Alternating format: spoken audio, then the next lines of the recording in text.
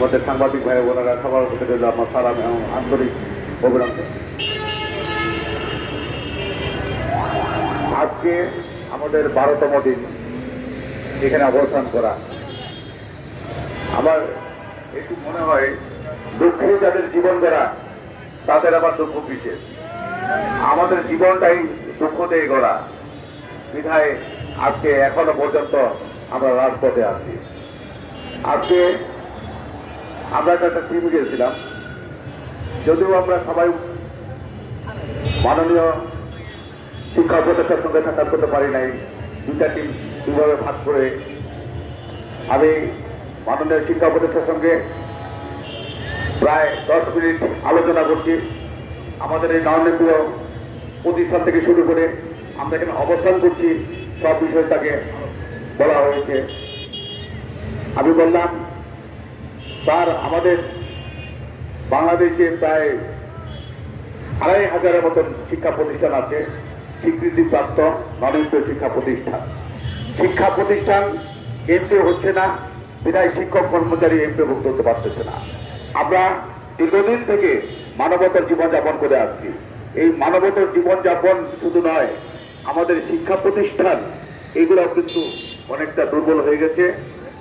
আমাদের শিক্ষার মান নিচের দিকে চলে যাচ্ছে। এমত অবস্থায় আমাদের যদি শিক্ষা প্রতিষ্ঠানগুলো এমপিভুক্ত না করা হয় তাহলে এই প্রতিষ্ঠান ধ্বংসের দ্বার প্রান্তে চলে যাবে। স্যারকে পরিশেষে তখন আরেকটা কথা বললাম যে, স্যার, আমরা আজকে 12 দিন যাবৎ প্রেস ক্লাবের সামনে অবস্থান করতেছি, বসে আছি, কিন্তু এখন পর্যন্ত সরকারের পক্ষ থেকে কেউ আমাদেরকে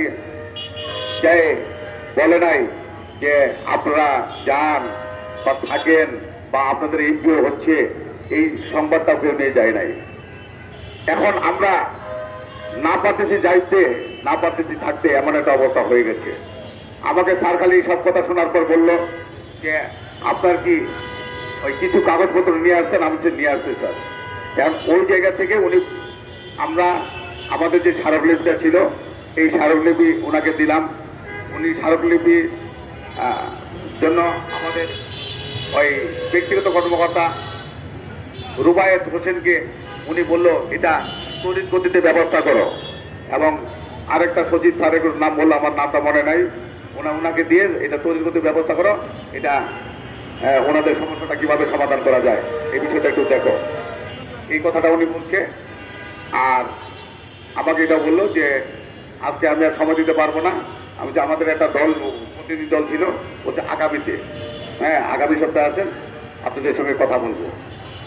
এই বলে আমার এই পর্যন্ত কথা হয়েছে। ঠিক আছে, আমরা আগামী সপ্তাহ পর্যন্ত অবশ্যই অপেক্ষা করব। আমরা যদি চলে যাই তাহলে তো আমাদের কাঙ্ক্ষিত ফলাফল আমরা নিয়ে যেতে পারবো না। তার জন্যই আমাদেরকে থাকতে হবে। আপনারা সবাই থাকবেন উপস্থিত। যা শিক্ষকবৃন্দ সবাইকে আমি সালাম দিয়ে শেষ করছি।